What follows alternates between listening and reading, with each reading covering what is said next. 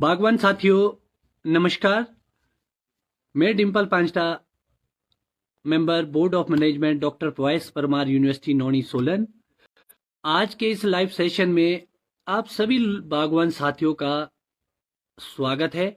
आज की मेरी जो लाइव रहेगी वो काफ़ी महत्वपूर्ण रहेगी। बहुत सारे विषय को छूना है क्योंकि बहुत सारे फार्मर की अभी तक डाउट क्लियर नहीं हो पाए हैं। पिंक बर्ड आजकल की स्टेज कौन सी क्या। तो बागवान साथियों, तो आज का लाइव सेशन हम शुरू करते हैं। सबसे पहले तो हमें यह पता होना चाहिए कि रियल पिंक बर्ड स्टेज हमारी कौन सी है। तो बागवान साथियों, जो रियल पिंक बर्ड है, खास तौर पर हमारे जो ट्रेडिशनल सीडलिंग वाले ऑर्चर्ड है, रॉयल है या स्पर वैरायटी, जो काफ़ी बड़े प्लांट है हमारे, उसमें जो रियल हमारी पिंक बर्ड स्टेज है, मुझे लगता है कि जब आप स्प्रे करेंगे उसका जो उपयुक्त समय होगा जब आपके बगीचे में 5 से लेकर 10% के करीब फूल खिल चुके होंगे। वो आपकी रियल पिंक बर्ड स्टेज है जहां आप स्प्रे करेंगे। आप चाहे 1261 की डालिए, 1136, 34 ऐसे भी टेक्निकल आ रहा है, आप उसको भी डाल सकते हैं। अगर आपके पास 1261 की शॉर्टेज रहती, क्योंकि हमेशा ये देखा गया कि 1261 उपलब्ध नहीं हो पाता है हर फार्मर को, तो आपके पास ऑप्शन क्या क्या है। एक तो आपकी ये चीज रहेगी। दूसरी एक ऑप्शन में जो आपको रहेगा, एक बायोस्टेट कंपनी का अमेज एक्सेल आता है, क्योंकि आपको कॉस्टिंग वाइज भी देखना है। तो आपकी जो जिसमें खास तौर पर ऐसे जैसे अमोनियो एसिड वगैरह जो कि एल फॉर्म में उपलब्ध होते हैं, उसमें आपके पास अमेज एक्सेल भी एक अच्छा ऑप्शन हो सकता है, खास तौर पर उन लोगों के लिए जो लोग पीजीआर को अफोर्ड नहीं कर पा रहे। क्योंकि बहुत सारे ऐसे क्वेश्चन आ रहे हैं मुझे कि अगर हमारे पास ये चीजें नहीं है तो हम क्या चीजें डालें। तो आपके पास अमेज एक्सेल भी एक अच्छा ऑप्शन हो सकता है स्प्रे करने के लिए, और वाईएस परमार यूनिवर्सिटी द्वारा प्रमाणित भी है ये। तो आपको ये देखना पड़ेगा कि आप किस समय पर क्या स्प्रे करते हैं। अगर 10% तक फूल आता है आपके बगीचे में, आप अमेज एक्सेल भी अप्लाई कर सकते हैं, क्योंकि मैं उसका खुद यूजर हूं जिसके बढ़िया रिजल्ट आए हुए हैं। नो डाउट पीजीआर हमारा बहुत अच्छा है, और पीजीआर को लेके भी बहुत सारे लोगों के अभी भी संशय बरकरार है, उसको भी आज क्लियर करेंगे हम। तो अगर आप पीजीआर को अफोर्ड नहीं कर पा रहे हैं तो आपके पास अमेज एक्सेल एक अच्छा ऑप्शन हो सकता है अमीनो एसिड का। और जो लोगों का एक क्वेश्चन था कि 1261, तो 5% फूल के आसपास बहुत बढ़िया समय रहेगा। फिर एक क्वेश्चन आ रहा था उसमें मिक्सिंग का। अगर आप 1261 डालते हैं तो आप उसमें जिंक और बोरॉन भी ऐड कर सकते हैं। आप 100 ग्राम बोरॉन काफी है, 0.5% काफी हो जाएगा। और उसके बाद दूसरा आएगा आपका जिंक चिलेटेड फॉर्म में, आप 100 ग्राम को आप अप्लाई कर सकते हैं। और मैं जो देख रहा था अपने ऑर्चर्ड में भी, एक तो अनइवन है इस साल, क्योंकि चिलिंग आवर्स पूरे नहीं हुए मैक्सिमम जगह। तो जो डंडी का साइज है अभी से मुझे फील हो रहा कि काफी छोटा आ रहा है।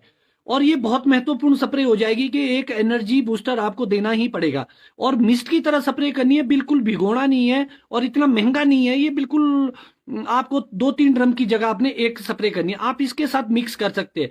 मगर अगर आप 1136-34 कुछ ऐसा टेक्निकल आता है, अगर आप उसको डालते हैं, उसमें ऑलरेडी आपका जिंक है, फिर आपको सिर्फ बोरॉन आपको 100 ग्राम, सिर्फ 100 ग्राम, आप कभी भी 250 ग्राम मत सोचिए, क्योंकि अभी शॉर्ट अपना खर्चा मत बढ़ाइए।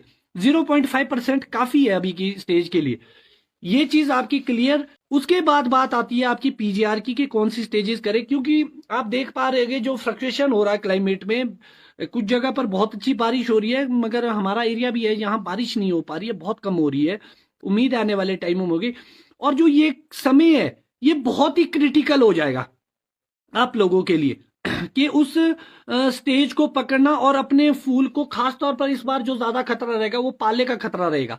तो पाले के खतरे के लिए जो लोग पीजीआर अफोर्ड नहीं कर पाते हैं, उनके लिए जिंक, बोरॉन और जो ये 1261 आप डालते हैं या अमेज एक्सेल आप लोग डालते हैं, तो काफी हद तक आपको रिलीफ मिलेगा, एक बूस्ट मिलेगा। और उसके साथ साथ एक बड़ा और क्वेश्चन आ रहा था कि बहुत सारे लोगों के क्वेश्चन आ रहे कि इंसेक्टिसाइड। तो बागवान साथियों, हाथ जोड़ के मेरी आपसे निवेदन है कि इंसेक्टिसाइड का इस्तेमाल बिल्कुल भी ना करें। वो आपके फ्रेंडली कीड़ों को मारेगा, चाहे उसमें मधुमक्खियां हैं। आपको पता कि ये जो धरती का सृष्टि है, अगर मधुमक्खियां खत्म होगी तो ये धरती भी तबाह हो जाएगी। और जो मधुमक्खी आप खरीद के लाते हैं, उसको आप ये ना सोचे कि वो सिर्फ एक उस बायर की है, जहां से उसकी है, ठेकेदार की है, या किसी मगर वो कहीं ना कहीं हमारे यूज की चीज है। अगर हम उसको ही मार देंगे, उस बक्से को खत्म कर देंगे, तो आपका ये परम कर्तव्य है कि आप उसकी भी देखभाल करें। मक्खी के बक्से आप लोग अपने बगीचों में जरूर लगाए। मैं ये नहीं बोलूंगा कि 5 लगाइए, 10 लगाइए। आप एक बक्सा भी लगाएंगे, और सभी लोग अगर एक एक बक्सा भी लगाएंगे पूरे इलाके में, तो बहुत ज्यादा मधुमक्खी आपके पास पहुंच जाएगी। उस वक्त कुछ चीजों का विशेष ध्यान आपको और भी रखना है मधुमक्खियों के लगाते हुए। आपको उसको आप उसके चीनी की फीडिंग कर सकते हैं। शुगर उसके जो जब भी आप जिससे आप बक्सा लेते हैं, उससे जरूर पूछे कि शुगर कैसे डाले, या उनका जो बंदा आता है वो शुगर डालता है। अगर आप उसमें 50-100 ग्राम चीनी डाल भी देंगे, उससे स्पीड अप होती है मधुमक्खियां।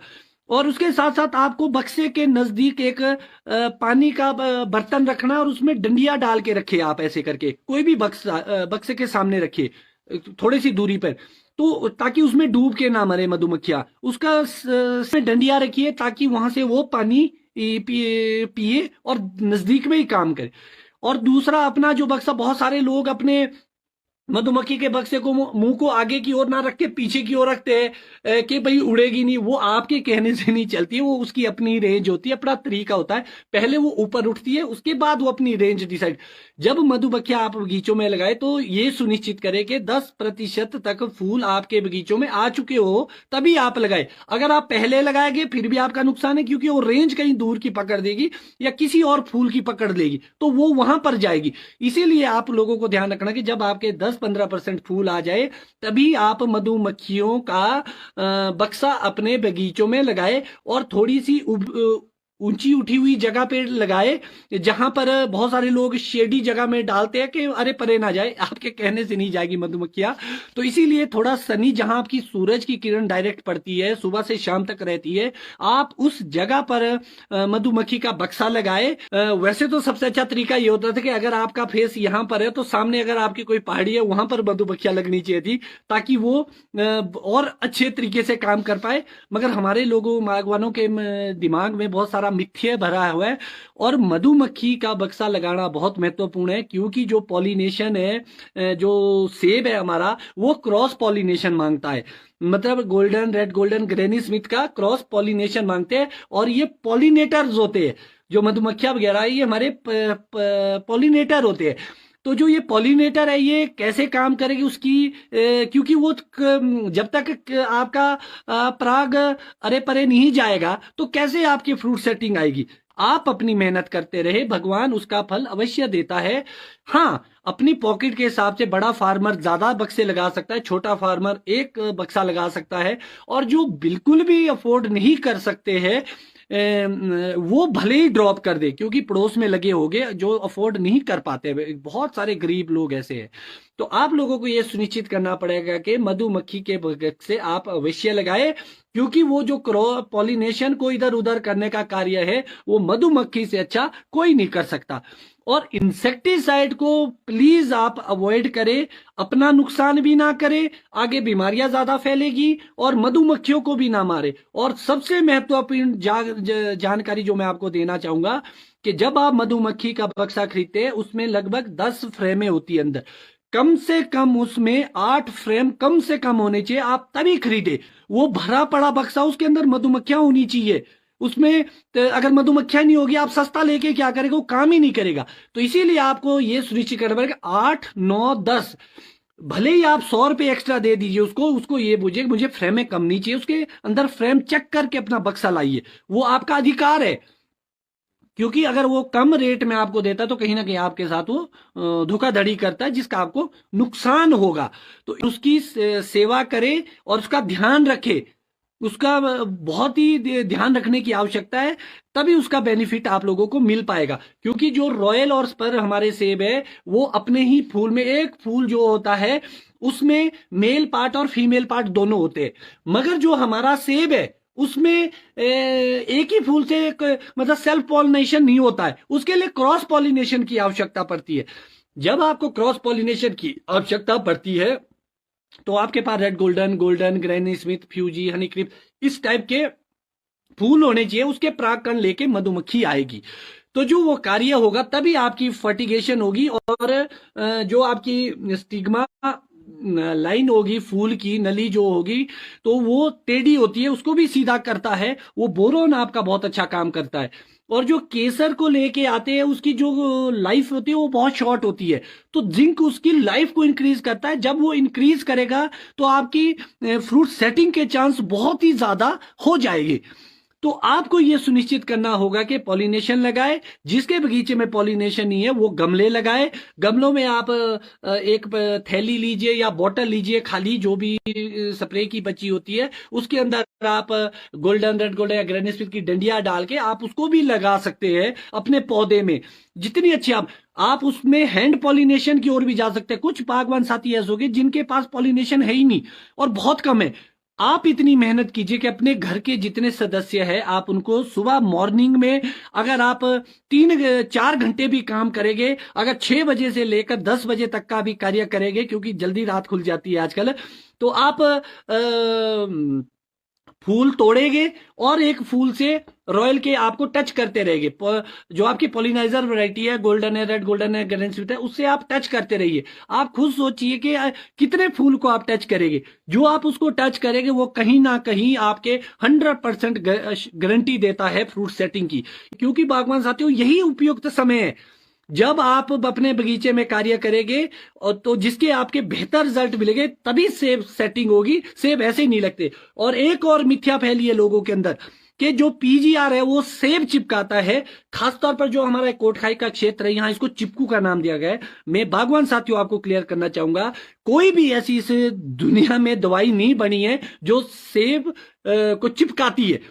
हाँ, एडवर्स कंडीशन को फेवरेबल बनाती है, क्योंकि सेटिंग के चांस ज्यादा हो जाते हैं। आप इस रूप में इसको पहचानिए। फ्रूट सेटिंग के लिए नहीं, मत खरीदिए। क्योंकि बहुत सारे हमारे बागवान साथी आज भी गुमराह हो रहे हैं।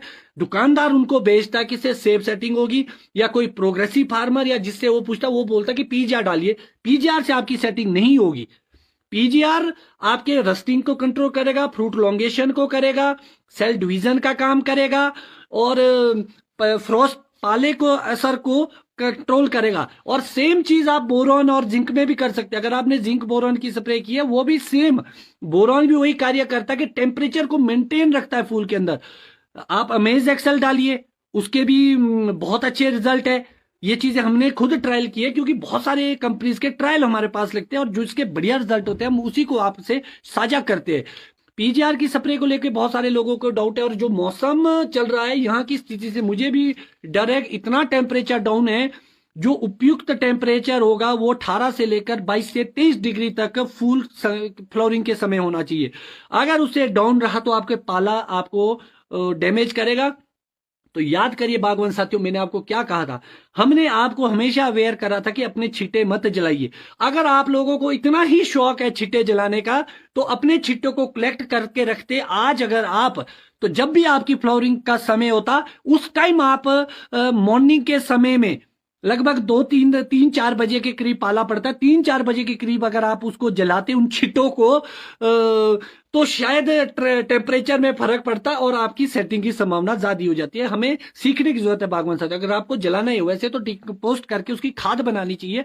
अगर फिर भी आप बर्न करते हैं तो आजकल का समय, आजकल का तो नहीं कहूंगा, जब फ्लावरिंग फुल हो जाएगी आपकी लगभग 40% से ऊपर ऊपर, तब आप उसको जला सकते थे, जिससे टेम्परेचर गर्म रहता और आपको भी फायदा होता।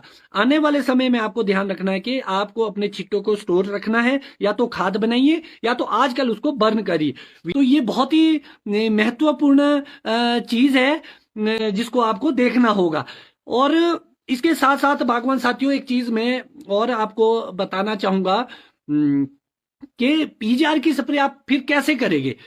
अगर आपका मौसम खराब है और बहुत ठंडा है, टेम्परेचर डाउन है और पाले पड़ने की संभावना है, अगर आपके 40% से 60% के आसपास कहीं पर भी आपके अगर फ्लावरिंग है, उस समय आप उसी डोज को तोड़ दीजिए।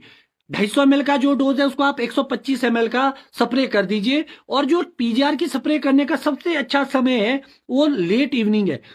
आप अगर 5 बजे के बाद स्प्रे कर सकते हैं तो सबसे अच्छा समय रहेगा। और अगर आपका बगीचा बड़ा है, कई बागवानों का बहुत बड़े बगीचे होते हैं, वो मैनेज नहीं हो पाते, तो आप 2 स्प्रेयर का इस्तेमाल भी कर सकते हैं। अदरवाइज आप सुबह अर्ली मॉर्निंग में और लेट इवनिंग में करें तो आपको और अच्छे परिणाम मिलेंगे पीजीआर के।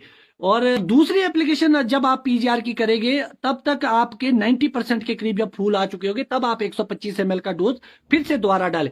अगर हमारा मौसम बढ़िया रहता है, उसमें फ्लक्चुएशन नहीं रहती, अभी बारिश होने दो, अभी तो है समय हमारे पास, अगर उस वक्त बढ़िया सिचुएशन है, पाले की संभावना कम है, तो आप क्या कर सकते हैं, आप वहां पर 250 ml का डोज 70 से 80% के आसपास जब फूल आएगा वहां पर डाल। आपको उसके अंदर स्प्रेडर डालने की जरूरत नहीं है, स्टिकर ऐड करने की जरूरत नहीं, उसमें ऑलरेडी स्टिकर होते हैं पड़े हुए। अभी का जो उपयुक्त समय है, आप 1261 लीजिए, आईसीएल का मिलता तो बहुत बढ़िया है, या दूसरी कंपनीज का आपको मिलता है आप उसको भी डाल सकते हैं, ऐसा नहीं है कि आप नहीं डाल सकते, जो भी आपको उपलब्ध हो। अगर उसके अलावा भी कोई चीज घटती है तो 1136 34 कुछ ऐसा आता है आईसीएल का एक, और उसमें स्टिकर भी और दूसरी चीज आप उसका भी इस्तेमाल कर सकते।